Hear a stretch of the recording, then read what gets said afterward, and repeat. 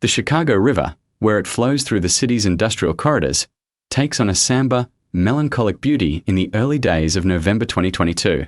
Winter had arrived, and the river's surface had turned from a murky green to a dull, sluggish grey, flowing between barren banks of reeds. The lives of the few old-timers who still fished these waters, people whose entire existence was tied to the river, had also grown quieter. Old man Sal, a fisherman in his late 60s, had toiled on this stretch of river his whole life. To him, his small boat was not just a livelihood but a home and a confidant. That morning, as usual, he had set out before dawn to check the nets he had laid the previous night. Gusts of a cold north wind cut through his worn-out jacket, but the old fisherman seemed accustomed to the harshness of the elements.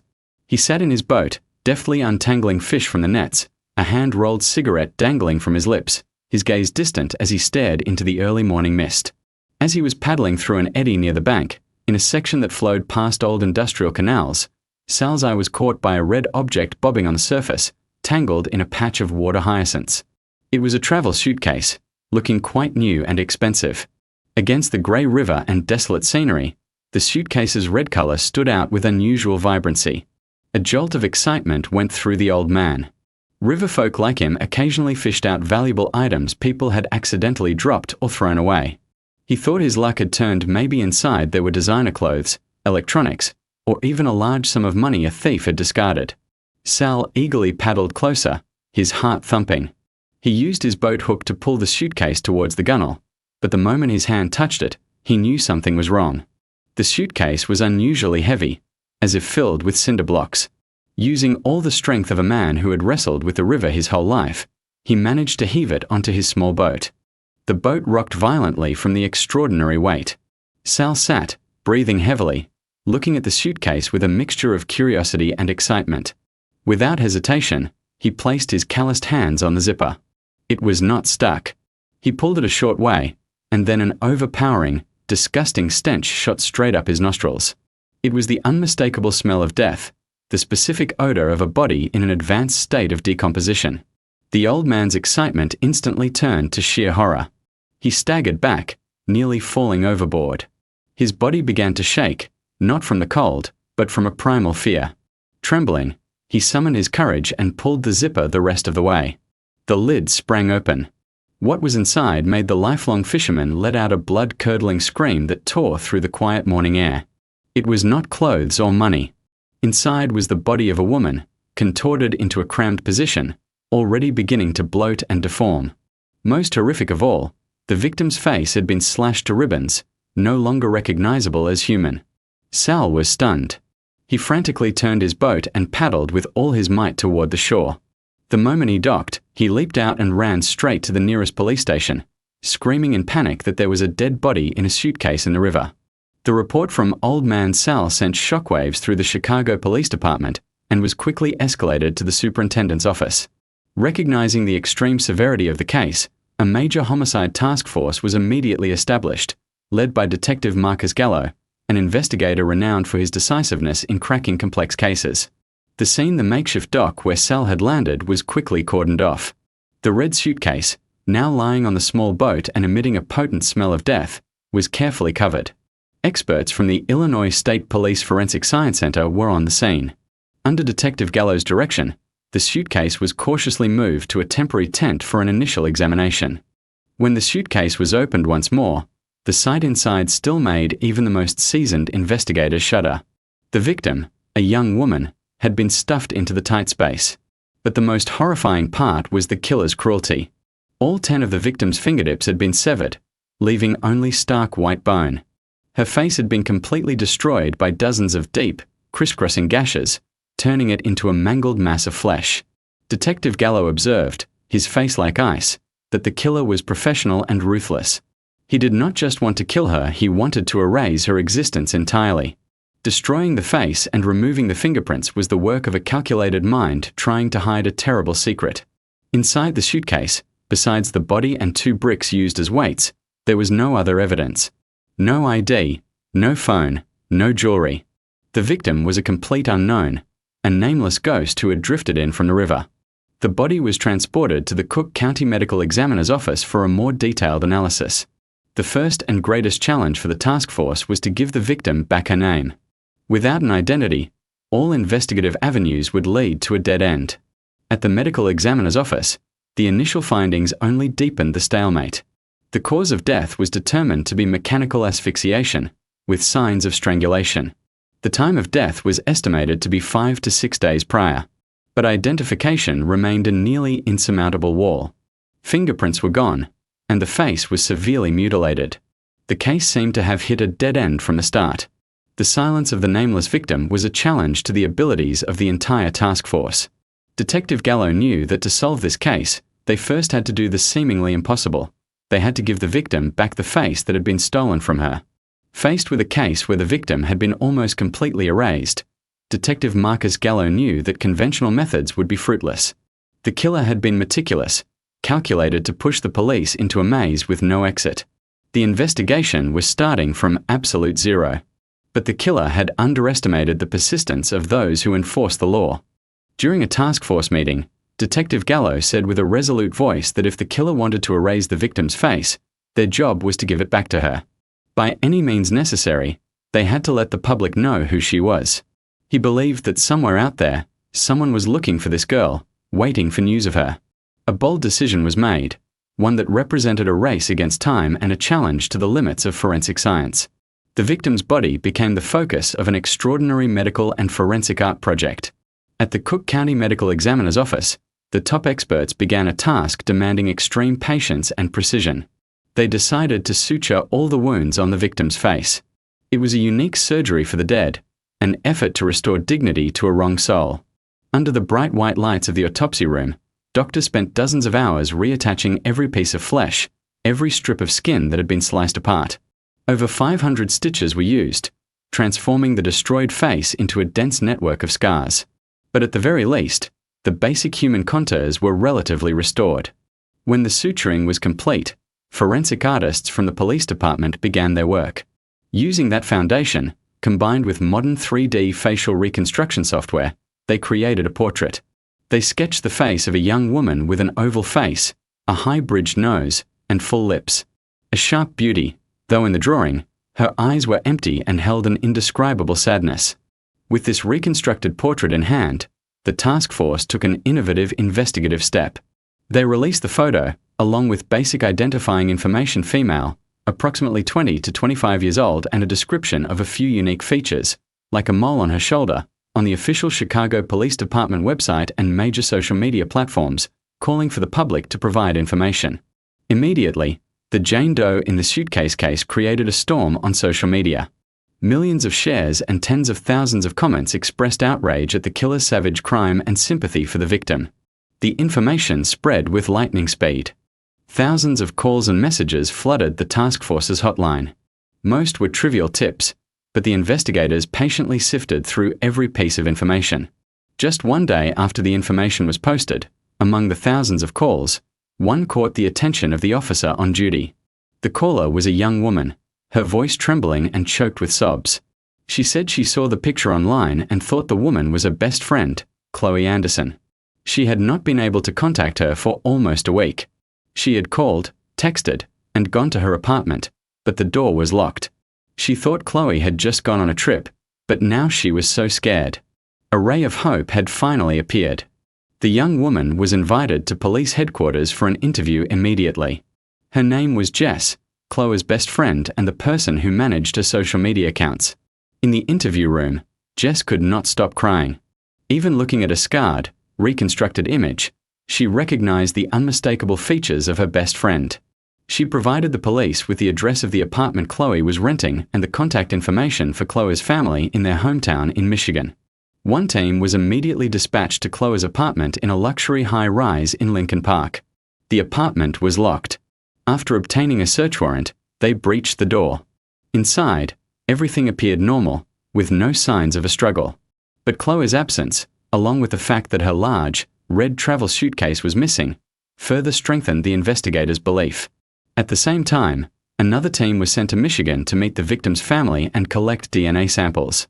Chloe's parents, hardworking and gentle people, collapsed when they heard the grim news. They could not believe their beautiful, talented daughter could have met such a tragic end. A few days later, the final DNA results came back. The genetic profile of the body in the suitcase was a perfect match to that of Chloe Anderson's parents. The victim finally had a name.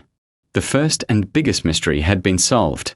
With her identity confirmed, the task force could now begin to unravel the young woman's life, investigate her complex relationships, and from there, find the face of her ruthless killer. The investigation had officially entered a new phase. The conversation with Jess took place in a heavy atmosphere at police headquarters. The young woman was still reeling from a shock. At first, she could only cry. But as the investigators patiently encouraged her, stoking her desire for justice, Jess began to talk. She said, her voice choked, that Chloe had it so hard. Everyone saw the glamorous, high-end life she posted online, but no one knew what she had to sacrifice. She always craved real love and a family but got caught up in the whirlwind of money. Jess explained that Chloe's life had completely changed ever since she met Richard Sterling. She did not know his full name. Chloe just affectionately called him Rich. He was a real estate mogul, incredibly wealthy, and already married. He was the one who bankrolled Chloe's entire lavish lifestyle, from the luxury apartment and car to the designer clothes and huge allowances. She continued that he loved Chloe and spoiled her, but it was a conditional love. He was extremely controlling. Chloe was barely allowed to have any other friends, especially not male friends. He was pathologically jealous. Jess believed Chloe truly loved him, but she was always living under a cloud of exhaustion and confinement. Jess's testimony provided the task force with a profile of suspect number 1, a wealthy, middle-aged, married man in a complex extramarital affair. A scenario of a crime born from jealousy or romantic conflict began to take shape. Meanwhile, a detailed forensics team was sent back to Chloe's apartment. This time, they turned the place upside down, searching for any evidence that might reveal her secrets. In a drawer of the bedside table, beneath a stack of fashion magazines, was a carefully folded piece of paper. It was an ultrasound report from a high-end private OB/GYN clinic, dated about 2 weeks prior. The report clearly stated the patient's name, Chloe Anderson, and the doctor's conclusion, a viable 6-week-old fetus in the uterus. This discovery was a bombshell. Chloe was pregnant, a detail no one, not even her best friend, knew. The pregnancy completely changed the landscape of the case. The motive for murder became sharp and crystal clear. A powerful tycoon, with a wife and a picture-perfect family, was suddenly faced with his young mistress being pregnant. That baby was not a joy, it was a threat that could destroy the career, reputation, and family he had spent his life building. Detective Gallo immediately connected the events. A young woman gets pregnant by her powerful lover. The woman disappears and is brutally murdered. All roads led in one direction. Find this man, Sterling. Now, Detective Gallo ordered. The hunt began. Although Jess only knew him as Rich, the information she provided made narrowing down the subject relatively easy. They started with Chloe's financial transactions. The rent for her apartment and the large sums of money transferred to her account all came from a single source, the account of the Sterling Properties Real Estate Group. The chairman of that company was none other than Richard Sterling. The suspect's profile was complete. Richard Sterling, 45, a successful businessman, a family man in the public eye, but also an adulterer, and now, very possibly, a cold-blooded murderer. However, Detective Gallo knew that bringing a man with Sterling's money and power to justice would not be simple. He would undoubtedly have the best lawyers and sophisticated alibis prepared. The task force needed more than just theories. They needed irrefutable scientific proof to lock the killer down. The real showdown had only just begun. The identity of suspect number 1, Richard Sterling, had been confirmed. But Detective Marcus Gallo knew the real battle was just beginning. Confronting a man with money, status, and a team of powerful lawyers, the task force could not act hastily. Any mistake could be exploited. During a task force meeting, Detective Gallo said with a resolute voice that they would not bring him in for questioning yet. His gaze swept over the tense faces of his team. He wanted Sterling to think he was safe, that their suspicions were just random shots in the dark. They would approach from the outside, tightening the net silently. When they had everything they needed, he would have nowhere left to run. A comprehensive investigation targeting Richard Sterling was launched. 3 main surveillance and intelligence teams were formed. The first was tasked with monitoring all of Sterling's movements, 24/7. The second focused on combing through all electronic data, from security camera footage to telecommunication records. The third team's mission was to reconstruct the businessman's financial picture and complex social networks. The surveillance began. Detectives had to tail Richard Sterling in shifts. His life, through their lens, was a series of seemingly perfect activities. In the morning, he would leave his luxurious brownstone in a gleaming black Mercedes S-Class and head to his company's headquarters downtown. All day, he attended meetings and ran his business empire. In the evening, he would return home to play the part of a model husband and father. There was no sign he was hiding a horrific secret, not a single crack in his perfect facade. Sterling's composure sent an indescribable chill down the spines of the detectives. Meanwhile, the second investigative team was reconstructing Sterling's timeline around the time Chloe was murdered. It was painstaking work.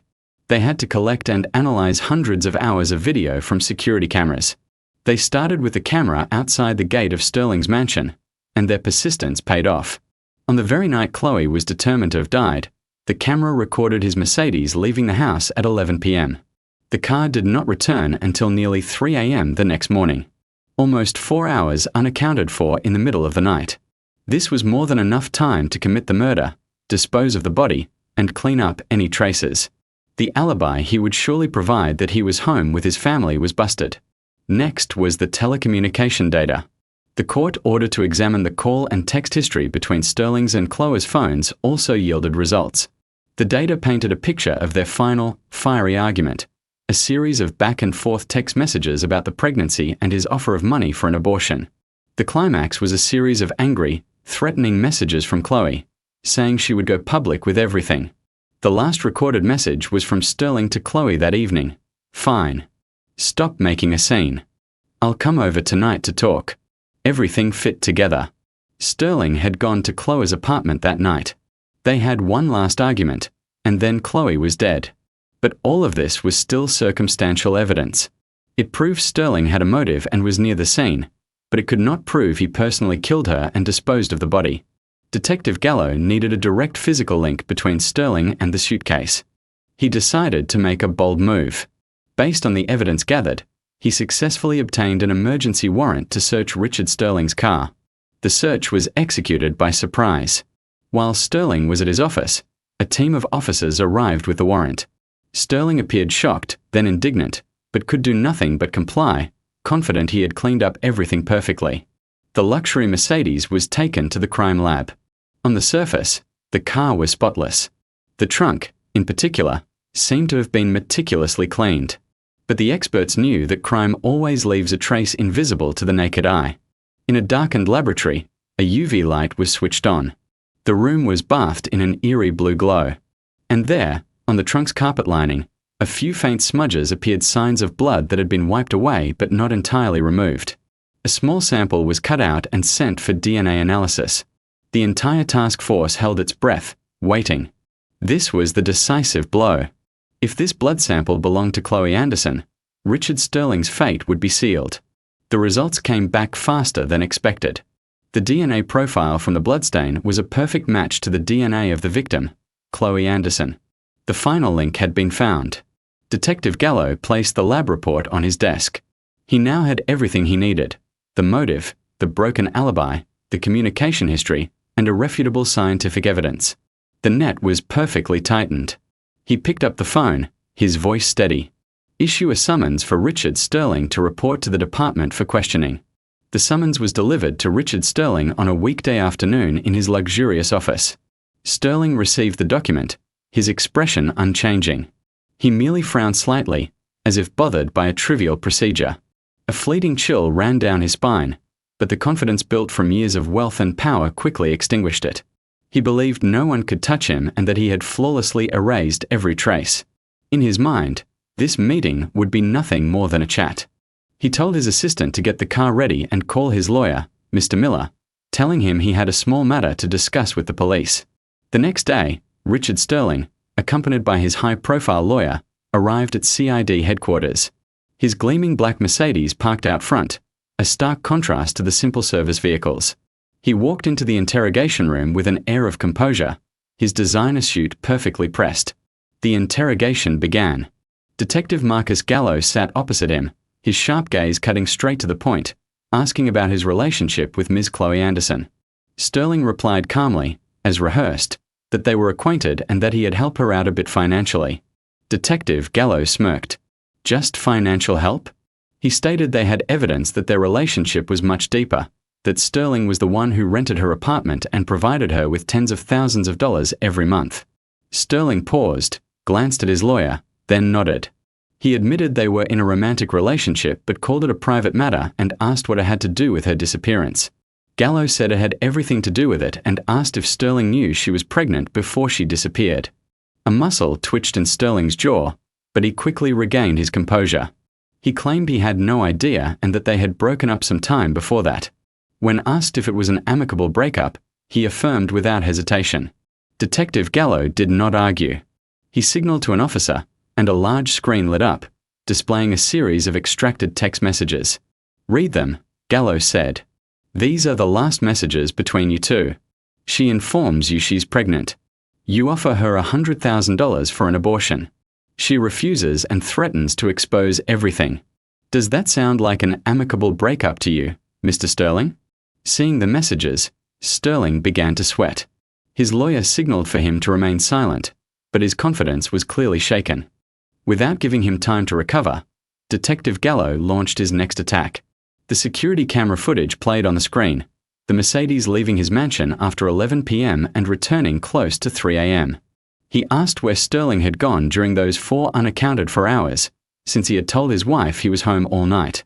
Sterling was speechless, breathing heavily, his confidence completely gone. He glanced at his lawyer, who could only offer a helpless shake of his head. Sterling stammered that he had gone out for a private matter. Gallo scoffed. A private matter? Was that private matter driving to Chloe Anderson's apartment, and then to the Kinsey Street Bridge? Then, he placed the final, decisive blow on the table. "This is the DNA analysis report," he said, his voice hardening. "We found blood in the trunk of your car. The results show that blood is a 100% DNA match to the victim, Chloe Anderson. If the previous evidence had rattled Sterling, this report was like a death sentence read aloud. All of his defenses and calculations had completely crumbled. The irrefutable proof pointed directly at him. There was no escape. He began to truly panic. The face of the successful tycoon contorted in fear. He clutched his head, mumbling incoherently. His lawyer tried to say something, but Sterling was no longer listening. The image of the red suitcase, Chloe's destroyed face, and the splash in the dark river churned in his mind. Finally, he looked up at Detective Gallo, his eyes bloodshot, filled with pleading and despair. The breakdown was total. Detective Gallo looked him straight in the eye, his voice calm but heavy with finality. "Are you ready to tell the truth now, Mr. Sterling?" Faced with Detective Marcus Gallo's question, Richard Sterling could only nod numbly. The breakdown was absolute. All the confidence of a powerful man had been stripped away, leaving only a middle-aged man trembling before the monstrous crime he had committed. His lawyer could only sigh, signaling that all resistance was futile. "I'll confess everything," Sterling said, his voice hoarse, his eyes staring blankly. And so, in the dense atmosphere of the interrogation room, a horrifying story, a tragedy born of selfishness, deceit, and cruelty was recounted by the killer himself. He started with his relationship with Chloe. He admitted he was initially drawn to her for her beauty and for a temporary thrill, but over time, he developed genuine feelings. He provided her with a life of luxury but could never give her legitimacy. He had created a separate world for them, parallel to his stable family life, and had foolishly believed he could control both. But the pregnancy shattered that fragile balance. It was a variable he had never anticipated, a direct threat to everything he had. He confessed he had panicked, afraid of losing his family and career. He tried to convince her, offered her a lot of money to get rid of the baby, but she refused. He detailed the fiery argument on that fateful night. After failing to persuade her over the phone, he went to her apartment to resolve it once and for all. But Chloe, with the desperation of a mother protecting her child and the fury of a betrayed woman, was beyond listening. She was hysterical, Sterling recounted, still trembling. She was crying, screaming that if he did not leave his wife and marry her, she would go to his house, find his wife, and tell the whole world what a monster he was. Chloe's final threat was the spark that ignited the powder keg. All the logic of a successful businessman vanished, replaced by the animalistic instinct of a cornered man. "Shut up!" Sterling had roared, lunging at her like a wild animal. His powerful hands grabbed her slender neck, his fingers tightening like an iron vice. Chloe did not even have time to scream. The air was cut off in her throat. She frantically clawed at his hands, her nails digging into his skin, leaving long, bloody scratches. Her legs kicked wildly. Under the terrible pressure, her beautiful face turned from red to purple, her eyes bulging. He stared into those eyes without mercy, his grip only tightening. The life slowly faded from her gaze. Her struggles weakened, and then stopped. When he finally let go, her body went limp, collapsing to the floor. Richard Sterling stood there, breathing heavily, staring at the corpse at his feet. He had killed someone, his lover and his own unborn child. An overwhelming panic set in, but his instinct for self-preservation and selfishness quickly took over. He could not go to prison. He had to get rid of the body. He coldly devised a savage plan. He stuffed the body into the suitcase and then committed the horrific acts of cutting off her fingertips and mutilating her face. He recounted the tense process of disposal. He had to disguise himself, holding his breath as he dragged the heavy suitcase through the hallway and elevator, constantly feeling the invisible gaze of security cameras. Finally, he drove the suitcase to the Kinzie Street Bridge and threw it into the Chicago River, hoping his crime would be hidden forever. The confession of the successful businessman closed the investigative chapter of the case. The portrait of a monster in the guise of a wealthy, educated man was now complete. Detective Gallo looked at the sobbing wreck before him without a shred of pity, only contempt for a man who, out of pure selfishness, had brutally taken 2 lives. Richard Sterling's confession put a definitive end to the investigation. A horrific crime, concealed with extreme cruelty, had finally been brought completely into the light.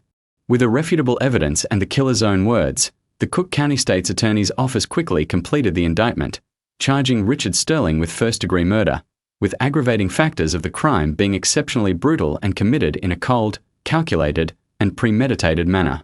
The trial, which began a few months later, became the center of national media attention.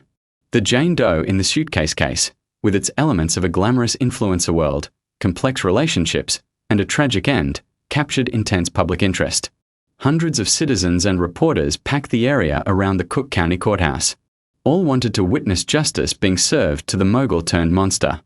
In the defendant's chair, Richard Sterling no longer bore any resemblance to the successful businessman he once was. He was gaunt, his face haggard, his eyes sunken and filled with despair. Dressed in a baggy inmate's jumpsuit, he was the embodiment of a total collapse. His empire had turned to dust, his family was shattered, his career ruined, and now he faced the highest penalty of the law. On the bench for the victim's family, Chloe's parents had come from Michigan. They were ordinary, working-class people, their faces weathered by the elements and now by pain. They sat there silently, clutching a photo of their lost daughter. They did not scream or cry. Their silence was more terrifying than 1,000 laments, a mute testament to the killer's unforgivable crime. The indictment was read, once again recounting Sterling's entire crime. The detail about him cutting off her fingertips and mutilating her face caused a wave of revulsion to ripple through the courtroom. In court, Sterling admitted to everything. He wept and turned toward the victim's family, trying to offer an apology, but Chloe's father just coldly turned his face away. The apology of a murderer could never bring back his daughter's life. After the closing arguments, the jury went to deliberate. The courtroom was plunged into a tense silence. Finally, the presiding judge returned, holding the final verdict. In a voice filled with steel and indignation, he declared that the defendant's actions were exceptionally grievous, not only taking the life of one person but also that of an unborn child. The act of disposing of the body in such a savage manner demonstrated a cruelty and depravity beyond comprehension. He acted out of pure selfishness to protect his reputation and lifestyle. The defendant's crimes were unforgivable, he was beyond rehabilitation, and he must be permanently removed from society. On the charge of first-degree murder, the jury finds the defendant, Richard Sterling, guilty. This court hereby sentences the defendant to life in prison without the possibility of parole. The sentence was read amidst the silence of the courtroom. There was no applause, only the soft, broken sobs of the victim's parents. Justice had been served, but the pain would remain forever. The case closed, but it left behind a harsh lesson about the glittering illusions of modern life. It was a warning to young people who chase after material values, willing to trade their dignity for a life of luxury, not knowing that relationships built on money and lies are always filled with deadly traps. Chloe's story was a tragedy of a dream of a better life that turned into a nightmare. And it was also a stern judgment for men like Richard Sterling, who think that money and power can hide any crime. In the end, a horrifying secret, though thrown into the depths of a river, was brought to light by the chance catch of a simple fisherman, a final affirmation that the arc of the moral universe is long, but it bends toward justice.